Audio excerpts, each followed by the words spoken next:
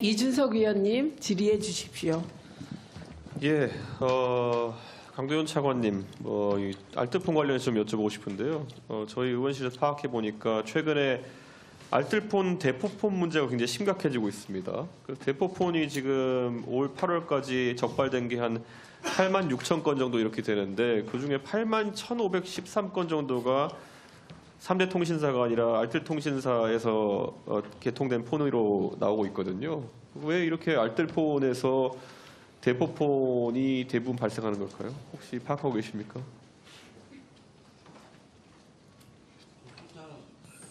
네, 의원님, 저 숫자는 좀 확인을 한 번 더 해보겠습니다. 그리고 대포폰에 대한 문제가 사실은 굉장히 심각한 문제가 있었습니다. 그래서 저희 대책도 발표하고 그다음에 본인 확인 절차 문제, 그 속에서 본인 확인 시스템을 이제 확인 과정에서의 일부 그 탈취 문제 이런 것들이 있었던 부분이 있습니다. 그래서 그 부분에 철저히 보완을 저희들 해서 발표한 바가 있습니다. 그런데 제가 이제 구조적으로 저도 알뜰폰을 한 2회선 정도 개통해서 써보고 있는데요. 그런데 알뜰폰 개통할 때 문제가 사업자별로 그 개인정보의 어떤 취급 방식이나 아니면은 그 관리 시스템 자체가 매우 상이합니다. 그렇기 때문에 어떤 곳은 진짜 3대 통신사처럼 잘 돼 있고 어떤 곳은 아주 이제 부실하게 되어 있는 것이 확인될 수 있는데요. 저는 그래서 지금 원래 알뜰폰의 취지가 뭡니까? 원래 알뜰폰이 도매로 이제 회선을 받아가지고 다양한 요금제를 개발하고 부가가치를 얹어가지고 이제 수익 내라는 건데 이러다 보니까 판촉 같은 곳에는 굉장히 경쟁적으로 이 업체들이 투자를 하는데 개인정보 보호나 아니면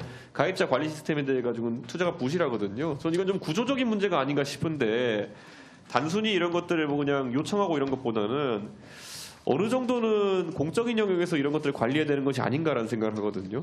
예를 들어 지금 우리가 예전에 신문 같은 경우에는 종이 신문이 많이 되던 시절에는 신문을 뭐 내용으로 승부해라 이런 것 때문에 유통 과정 자체는 신문 유통원을 둬가지고 관리한다든지 이런 경우가 있었고 뭐 사실 소비자 입장에서 비교가 쉽게 하려면 금감원 같은 데서는 지금 금융상품 같은 것들 비교 공시하는 사이트 같은 것도 운영하고 있고 지금 알뜰폰은 이게 민간의 영역에 있기 때문에 가입자 모객부터 여러 가지 서비스가 파편화되어 있습니다. 이거 통합하는 서비스 같은 게 좀 필요한 거 아닐까요?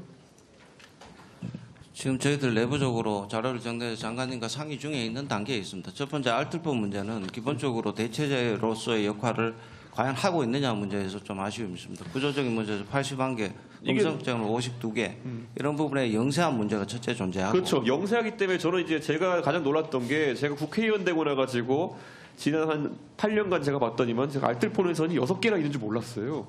근데 그거 해지하는데 하루 종일 걸렸습니다. 왜냐 전화했더니만은 사업자 명의 변경되기도 하고 뭐 이제 저는 유심카드 잃어버려가지고 쓰지도 못하는데 그 폰으로 문자 보내준 번호를 불러달라 그러고 저는 이런 거야말로 통합관리센터 같은 것이 필요하다 이렇게 생각하고요. 지금 이제 신용관리 차원에서 회선 개통수는 제어하고 있지 않습니까? 그런데 일괄 해지나 이런 것들이 쉽지 않은 측면이 있어가지고 통합 API나 이런 걸 개발해가지고 관리센터를 적어도 영세 사업자라고 해도 쉽게 해지하고 가입할 수 있게 안전하게 할 수 있게 하는 시스템이 필요하다고 보는데 어떻게 생각하십니까? 네, 일부 그런 성격을 가지고 그 협회이지만 공공적 역할을 하는 기능에 일부 맡기고 있는 부분이 있지만 알뜰폰 문제는 주신 말씀처럼 전반적으로 다시 살피고 있습니다. 그래서 지금 약간 포함해서 검토하겠습니다. 보여드린 대포폰 통계 상당수가 이거 경찰에서 단속한 것들을 보여주는 거거든요. 그렇습니다. 그러니까 굉장히 충격적인 수치고 지난번에도 한번 지적한 것 같은데 사실 3대 통신사가 원래 알뜰폰 사업에 한 회사나 한 개 정도의 자회사를 두고 진출하기로 되어 있었는데 지금 어쩌다 보니까 KT만 해도 KT M모바일 그리고 원래 위성 방송 사업자였던 KT 스카이라이프 이렇게 2개가 지금 들어와 있지 않습니까? 이런 식으로 사실상 자회사 유통으로 대부분의 그 MVNO 시장이 점유되는 것을 어떻게 보십니까? M&A 과정에서 하나가 더 늘었던 것 같은 것 같고요. 두 번째로는 일정한 점유율의 제한은 필요하다고 봅니다. 이거 굉장히 그 소비자 입장에서 복장 터지는 게 뭐냐면요. 이 자회사 MVNO들이 광고할 때 뭐냐 그러면요. 모 회사와 똑같은 품질이라고 광고합니다. 그러니까 모 회사와 똑같은 품질인데 결국엔 요금은 3배 가까이 차이 난다라는 거는 이거는 오히려 모 회사가 지금 거품이 있다라는 것을 인정하는 것밖에 안 되기 때문에 저는 이 자회사 유통에 대해 가지고는 원래 뭐 1자회사 하기로 했던 것도 깨진 것이고요. 지금 전체적으로 그런 모순 자체가 있으니까 이제는 좀 억제해야 되는 것이 아닌가 생각하는데 어떻게 생각하십니까?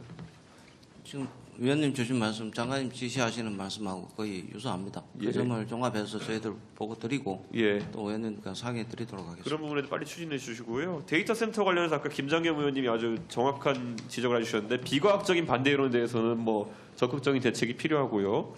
또 대한민국이 데이터 센터 산업이 지금 이제 계속 매출액이 늘어가고 있는데 대한민국의 특화 전략이 필요하다 저는 이런 생각합니다. 우리 국회에서 예전에 박수영 의원님 같은 경우에 분산에너지법을 통해 가지고 사실 수도권에 편중된 데이터 센터를 지방으로 좀 에너지 가격이 차등화돼 가지고 보낼 수 있는 건 중요하다 이렇게 했는데요. 이건 지금 전력에 관한 거지 사실 국제적으로 훨씬 다른 경쟁들이 이루어지고 있습니다. 예를 들어서 냉각 방식에 대한 기술 연구라든지 아니면 두 번째로는 결국엔 데이터 센터 안에 들어가는 게 뭡니까? 또 반도체 아닙니까? 이 칩을 어떻게 조달할까 때문에 미국 같은 경우에는 뭐 민간 주도긴 하지만은 오라클도 그렇고 아마존도 그렇고 자체 칩을 개발해 가지고 원래 아주 고전력 소비하는 그런 인텔이나 AMD 칩이 아니라 이런 것들을 개발해서 효율적인 데이터 센터를 구성하기 위한 연구를 하고 있는데 여기에 뒤처지게 되는 순간 전 데이터 센터 산업의 주권 자체가 흔들릴 수 있다 생각하는데 혹시 이쪽으로 지원 사업이 계획돼 있습니까? 한 10년 전에 사실은 저희가 다른 경쟁국에 비해서 전기료가 낮다라는 예. 이유가 있어서 많은 기업들이 문의가 있었던 게 사실이었습니다. 그때도 전기를 너무 낮다고 해서 반대 여론도 있어서 그것만을 갖고는 여론이 있었고 싱가포르 사례를 제시를 해주셨는데 저전력으로 할 수 있는 너무나 고전력이기 때문에 일단 중단을 했다가 저전력의 기준을 가지고 다시 유치 활동에 시작을 했습니다. 위원님 주신 말씀처럼 지금은 단순한 민간 데이터 센터의 문제가 아니라 전략을 굉장히 바꿔나가고 있습니다. AI 기반의 반도체 그리고 소프트웨어 그리고 자국의 육성 부분까지도 포함해서 전략적으로 하는 부분이 있어서 지난번에 장관님께서 직접 발표하신 내용에 AI 데이터 센터에 대한 자본에 대한 문제, 규모에 대한 문제 그리고 국제적 연대에 대한 문제 이런 것들을 지금 활발히 고민하고 있는 중에 있다 말씀드리겠습니다. 예전에는 모바일 칩 개발, 소장비에 들어가는 반도체 개발로 승부가 났다고 한다면 이제는 데이터 센터에 들어가는 다코어 진짜 그런 반도체에 대한 개발 수요가 늘고 있기 때문에 장관님 꼭 이런 부분 반도체 산업 진흥에도 필요한 거니까 해주십시오.